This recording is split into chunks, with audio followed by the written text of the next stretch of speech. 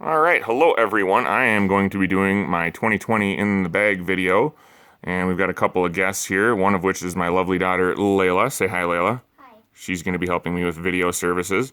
And then we have our lovely puppy, Rico, here, who is going to be helping us with cuteness services. I'm going to go ahead and hand this over to Layla.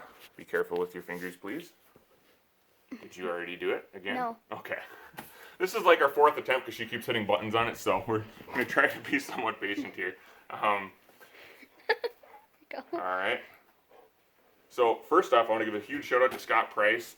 He actually won this Ridge Roller bag cart setup and then had it gifted to me, which is absolutely amazing. But if you knew Scott Price and knew how nice and generous of a person he is, it wouldn't surprise you that much. So huge shout out to him. I am loving this bag, by the way. I've only been using it for a few weeks now, but so far I love it. Haven't used the cart because unfortunately there's still snow here in northern Minnesota, so the cart doesn't work too well right now, but I'm excited to try that once everything melts. Also, disclaimer, I have not been stuck in my house for the 4 or 5 months that it appears. I've been practicing social distancing for, I don't know, since maybe my late teens, early 20s. So this is just, comes with the territory. It's pretty normal for me. Anyways, we'll go into discs because I think that's why you guys are tuning in if you are. Start out with putters, should be the most important part of all of our bags. Even if you suck at putting like me, that's fine. You should still work at it, and it should still be important to you. First off is my circle putter, K3 Rico. This thing has been in my bag for probably 2 years. It is absolutely beat to hell. Real tacky and gummy. I absolutely love it. Doesn't always love me because I miss a lot of putts, but that's okay. You just keep trying. It's all right. So anyways, yeah, just basic circle putter. Super smooth rim on it. It's got a little micro bead. Barely even tell it's there, and I don't even know if mine has one anymore at this point. But super comfortable, very straight flight. Not that the flight is super important for putting, more of the feel, but I love the feel as well. In addition to that, for my circle putter, I carry some other Rico. We've got, this is my driving Rico. This is K1. Super straight off the tee for approaches. Basically up to about 250, 275 comfortably is where I'll throw these for those straight shots. If I need something with a little bit more flip to it, I've been testing out this 150 class, which the plastic feels somewhere between K1 and K2. It's a little more gummy, and it's also more flippy. So I'm going to continue to test this out and see how it works in my bag, if it's going to stay or not. I've also been working on a K3 that's a 160 class. Similarly, for putts that are maybe a little bit further out, maybe beyond circle 2, if I need a jump putt, something where I need a little bit more easy distance, or ante around a tree, something like that, these might overlap, so one of them might beat out the other, but I'm still kind of in testing with these, so we will see. That's it for actual Rico, but move on to the most important putter in my bag, even more than my circle putter, because I miss all my circle putts anyway, so who cares? Would be the Berry, is how it's actually pronounced, but most of us Americans call it Berg. Whatever you want to call it, I just hope it makes your bag. This one here is a K2 with a beautiful saber tooth stamp. I use this for approach shots typically. The only time I'll actually circle putt with this is if it's a pretty nasty headwind, because this thing is an absolute tank. It basically laughs at wind.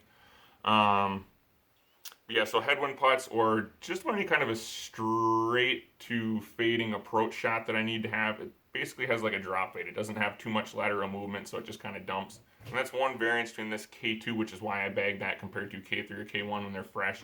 This one has a little bit more flip to it. It's a little straighter, so that's why I prefer this. It also grabs grass, chains really well while having a really good feel to it all season. So that's the only one that I bag. This is my personal favorite and arguably my favorite disc. So you should all have one of these in your bag if you don't already. The only other putter I have that I bag, and the only non-casta putter, would be the Zone here. I bag an ESP and I bag a Jawbreaker. Jawbreaker's really beat in. This is going to be my more flippy one, and this is my more beefy one. And I would use this in situations where the Berry maybe wasn't quite fast enough or didn't have quite enough fade at the end. So basically like the big brother to the Berry for me is where I would use these, kind of a step up. And they make a great complement to my other putters, I think. So that's it for putters. I'll move on to mids. And I don't bag a lot of mids either. I basically bag 2 tweener mids. They're both 6 speeds, oddly. One is Castoplast Coxese. I just call it the Z. A lot of people in America, we just call it the Z. I have my staple and then my backup. Backup doesn't really get used because luckily, knock on wood, I haven't lost this one yet. But this is my go-to in like 90% of drives. Pretty straight, fairly reliable fade. It will flip up if you need to put a little ante on it if you have to carry that line a bit. But pretty much anything up to about 325, 350. This thing is super comfortable to throw. It's got a really smooth rim.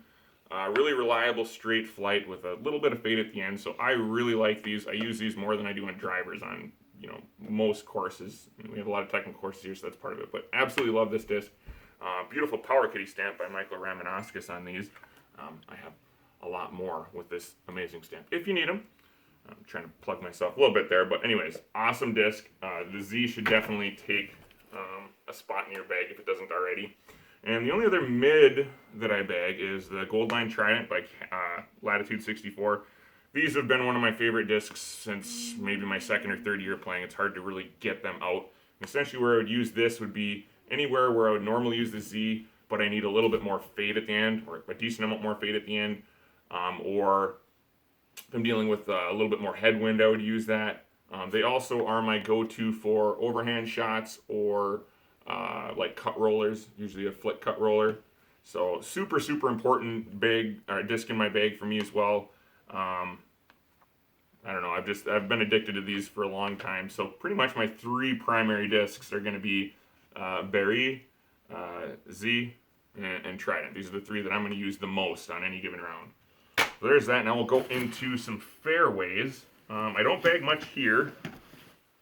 We've got a Falk, which I absolutely love this disc. I don't use it a lot. It's a little bit flippy for my general taste, but when I need a disc that's going to laser straight through a tunnel and not fade much at the end, keep that straight path for up to 350, even 400 feet, this is what I'm going to go to, and there is not going to be a disc that's going to handle that the same. Like, there just isn't. That teeny little bit of fade it has, you can put it on a frozen rope, you can put it on a slow pulling ante shot that's just going to ride all the way to the ground. Super, super useful disc that really there aren't a whole lot that do the same thing. So even though I don't use these much, I can't take them out of my bag. There's nothing that replaces them. Step up from that in stability, your straight shooter. Long term, I've been using the Mint Discs Alpha. This is a second run Sublime and has been my baby as far as fairway drivers. Fairly neutral this run is. Pretty straight with a dependable fade. It's almost like an upgrade to the Z for me. It's the next step up in speed and slightly more stable. Now the Loets just came out from Castoplast and was threatening to push this guy out of my bag, and that's kind of what I've been testing out lately. The 170 class, which you can see here with the Power Kitty stamp, is actually pretty close to second run Sublime. I would say it's a touch more stable, so I'm not sure if it'll completely beat my second Sublimes out. I don't know yet. I'm still in the process of testing, but I absolutely love this disc, and actually my girlfriend is in love with it too. She prefers the 150 class, which is right here, and this is going to be considerably more flippy. Almost as flippy as the Falk in my experience. So I'm not sure if this one will make my bag, but this one definitely will. So that's it for fairways. And now we'll go into the last part of my bag, which is my drivers. So my primary drivers are the Grim. Pretty shallow plate compared to most distance drivers at a speed 12. Pretty neutral. I'd say it's close to a destroyer depending upon what run you throw. My magenta here is my flippier one. This bubblegum pink is a pop top, so a little bit more overstable, even though it's a 160 class. And this is basically my go-to bomber, as long as it's not headwind or something. If it's tailwind or calm and I need to get 400 or more, this is what I'm going to reach for 9 times out of 10. So there's that. And then a step up from that, Grim X, or as a lot of us just call it, the X. Basically, it's the big boy version of the Grim, your destroyer to your boss, or at least similar. It's just kind of a little bit more beefy. These are an older run. This is a 2016 run with my awesome stamp on there again. And this is going to be where the wind really picks up. If I get some nasty headwind, or if I just need really, really heavy hook at the end of it, even if it's not that far of a shot and I just need a really dependable fade, or if I need to do a forced flex shot, The X is great.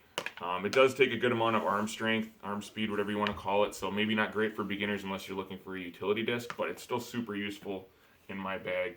And then one more disc. I've just been toying around with these a bit. I have not had enough experience to know if these are going to actually stay in the bag or not, but the Mint Discs Freetail, featured here in Sublime Plastic, which is gorgeous, it's really similar to the Grim for me.